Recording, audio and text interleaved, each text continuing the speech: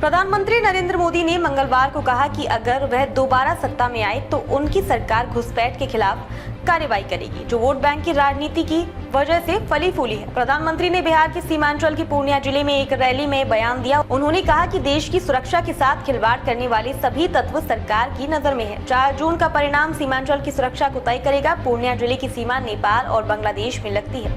मोदी ने कहा कि वोट बैंक की राजनीति के कारण सीमांचल क्षेत्र में घुसपैठ को बढ़ावा मिला, जिससे सुरक्षा को लेकर गंभीर खतरा पैदा हो गया है और इस क्षेत्र में रहने वाले दलितों समेत गरीबों को नुकसान हुआ है। कई बार उन पर हमले हुए और उनके घरों में आग लगा दी गई।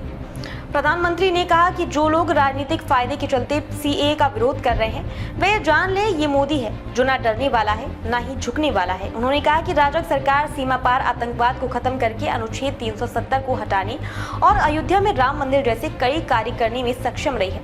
पूर्णिया से पहले प्रधानमंत्री ने गया में एक चुनावी सभा को संबोधित किया था। दोनों स्थानों पर उनके भाषणों में संविधान और बाबा साहिब भीमराव अम्बेडकर का जोरदार उल्लेख था। मोदी ने कहा कि मैं गरीबों, पिछड़े वर्गों, दलितों का हूँ, क्योंकि मैं उन्हीं के बीच से आया हूँ।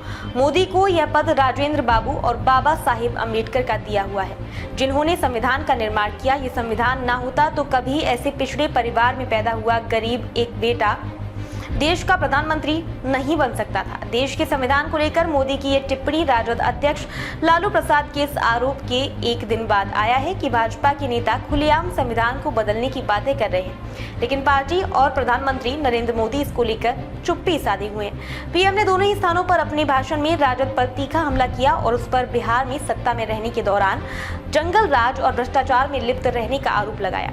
उन्होंने ये भी घोषणा की कि अगले 5 वर्षों में भ्रष्टाचार पर राजग सरकार की कार्रवाई जारी रहेगी। प्रसाद को चारा घोटाले के मामलों में दोषी ठहराया गया है, जबकि उनके छोटे बेटे और संभावित उत्तराधिकारी तेजस्वी यादव समेत उनके परिवार के कई सदस्य नौकरी के बदले जमीन घोटाले में नामजद है।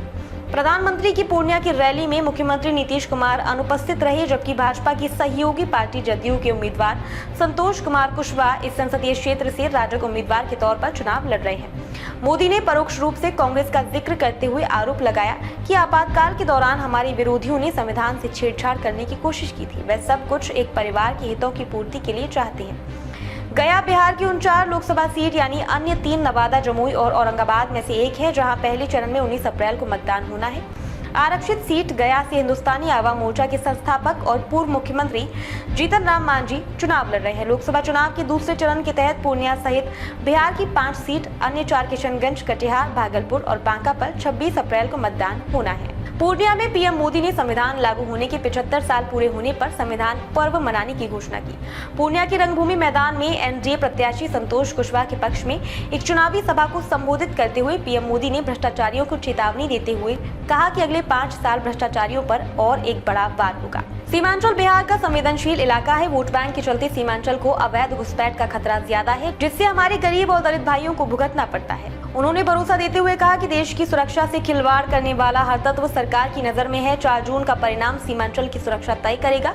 यहाँ के किसान मक्का, जूट, मखाने की खेती करते हैं। पूर्णिया के किसान देश का 20% मखाना पैदा करते हैं। एनडीए सरकार मखाने को सुपर फूड के रूप में प्रमोट कर रही है। दुनिया भर में मोटे अनाज का प्रमोशन किया। G20 में दुनिया भर के मेहमानों को मोटा अनाज खिलाया, जिसे श्री अनाज कहा जाता है। इसका फायदा किसानों तक पहुंच रहा है। देश का पहला ग्रीनफील्ड एथनॉल प्लांट पूर्णिया में लगाया गया है। उन्होंने भरोसा देते हुए कहा कि अब वो दिन दूर नहीं जब पूर्णिया में भी प्लेन उतरेंगे। आपके सपने भी मोदी का संकल्प है, इसलिए गांव, गरीब, दलित, वंचित दशकों से जिन समस्याओं से जूझ रहे हैं, आपके सपने भी मोदी का संकल्प है। इसलिए गांव, गरीब, दलित, वंचित दशकों से जिन समस्याओं से जूझ रहे थे, 10 साल में उनका समाधान दिया। देश में 25 करोड़ लोग गरीबी से बाहर आए। 4 करोड़ लोगों को पक्का मकान मिला। देश के 50 करोड़ से ज्यादा गरीबों, वंचितों का बैंक में खाता खोला गया। अब 70 साल से ज्यादा उम्र के लोगों का मुफ्त में इलाज भी होगा। अभी तो ये ट्रेलर है, अभी हमें पूर्णिया, सीमांचल, बिहार और देश को बहुत आगे तक लेकर जाना है। उन्होंने कहा कि वंचित, शोषित वर्ग एनडीए की प्राथमिकता है, जिसे किसी ने नहीं पूजा, उन्हें आज हम पूज रहे हैं। अभी बहुत कुछ करना बाकी है। आजादी के 75 साल बाद अमृत महोत्सव मनाया गया, उसी तरह संविधान के 75 वर्ष का पर्व भी मनाना है। देश के कोने कोने तक बाबा साहिब का संदेश लेकर जाएंगे। आज जो संविधान की बात कर रहे हैं, उन्होंने आपातकाल में संविधान को बंधक बनाने और तोड़ने मरोड़ने का काम किया। जो सत्ता को एक परिवार की मुट्ठी में रखना चाहते हैं, उनकी आंखों में संविधान खटकता है। अब तक के लिए बस इतना ही। फिर होगी आपसे मुलाकात ऐसी एक और बड़ी खबर के साथ। तब तक के लिए नमस्कार और देखते रहिए SRH न्यूज।